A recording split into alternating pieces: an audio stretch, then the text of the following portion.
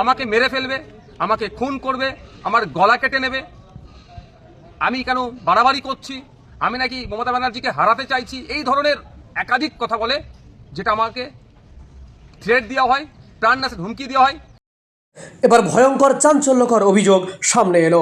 পশ্চিমবাংলার বিধানসভা কক্ষের একজন সদস্য, নির্বাচিত জনপ্রতিনিধি এমএলএ নওশাদ সিদ্দিকী, যিনি ইন্ডিয়ান সেকুলার ফ্রন্ট আইএসএফ এর চেয়ারম্যান, তাকে সরাসরি অজ্ঞাত পরিচয় নাম্বার থেকে ফোন করে তার প্রাণনাশের হুমকি দেওয়া হলো। চিন্তা করুন, এই বাংলায় যখন আরজিকর ইস্যুতে গোটা বাংলা সহ দেশ তোলপাড়, ঠিক সে সময় আইন প্রণয়ন যেই বিধানসভায় হয়, সেই বিধানসভা কক্ষের একজন সদস্যকে সরাসরি ফোন করে প্রাণনাশের হুমকি দেওয়া হচ্ছে। আরজিকরের ঘটনা থেকেই প্রমাণিত হচ্ছিল যে এই বাংলার আইন শৃঙ্খলার অবনতি কতটা চরম পর্যায়ে পৌঁছেছে। আজকের দিনে দাঁড়িয়ে ঠিক একজন বিধায়ককে যখন সরাসরি ফোন করে প্রাণনাশের হুমকি দেওয়া হচ্ছে, আবারও প্রশ্নটা উঠল যে এই বাংলায় আইন শৃঙ্খলার কোথায় গিয়ে পৌঁছেছে, আইন শৃঙ্খলার কি বেহাল অবস্থা, এই প্রশ্ন কিন্তু সাধারণ মানুষ করতে শুরু করেছেন। আসলে এই বাংলায় হচ্ছেটা কি?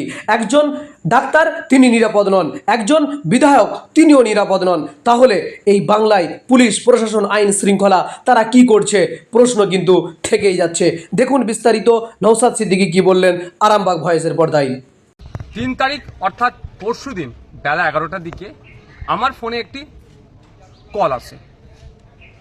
আমি বিধানসভার উদ্দেশ্যে যাচ্ছিলাম, সেই সময় একটা কল আসে।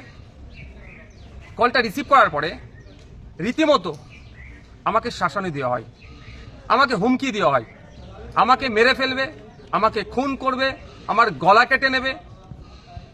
আমি কেন বাড়াবাড়ি করছি, আমি নাকি মমতা ব্যানার্জিকে হারাতে চাইছি, এই ধরনের একাধিক কথা বলে, যেটা আমাকে থ্রেট দেওয়া হয়, প্রাণনাশের হুমকি দেওয়া হয়। আমি যাতে এই যে লড়াইটা করছি সমাজের জন্য, তা থেকে যাতে পিছিয়ে আসি, এই ধরনের ভয় দেখানো আমাকে হচ্ছে।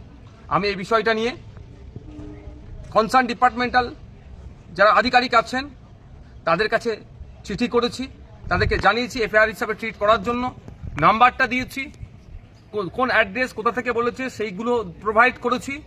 আমি আশা করছি রাজ্য সরকারের, রাজ্য প্রশাসন এটা সত্য উদ্ঘাটন করবে। তবে একটা কথা, আমি ন্যায়ের পথে আছি, অন্যায়ের বিরুদ্ধে লড়াই করছি।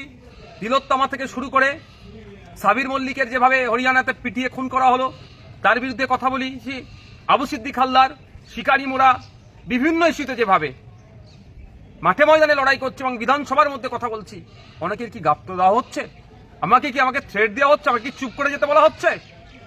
আমি সরাসরি এই মুহূর্তে বলবো না, কারণ আমাকে ওই বক্তব্যের মধ্যে বলেছে, যে ফোন করেছিল যে আমি নাকি মমতা ব্যানার্জির সাথে পাঙ্গা নিচ্ছি, যদি না পাঙ্গা নিয়ে বন্ধ করি তাহলে আমাকে গলা কেটে খুন করা হবে। আমি বলছি না এটা তৃণমূল কংগ্রেস করেছে, তদন্ত সাপেক্ষ। আমি এখনই বলে দিচ্ছি না যে তৃণমূল কংগ্রেস করেছে, তদন্ত সাপেক্ষ। তারপরেও বলছি বিচার ব্যবস্থা আছে, আমি প্রশাসনকে জানিয়েছি, সত্য উদ্ঘাটন করুক, এর পেছনে কি ষড়যন্ত্র আছে, কি রহস্য আছে, কার বা কাদের কথা শুনে আমাকে এই ধরনের ফোন করে সরাসরি আমার গলা কেটে নেবে, আমাকে খুন করবে, আমাকে হত্যা করবে, এর বলার সাহস হচ্ছে।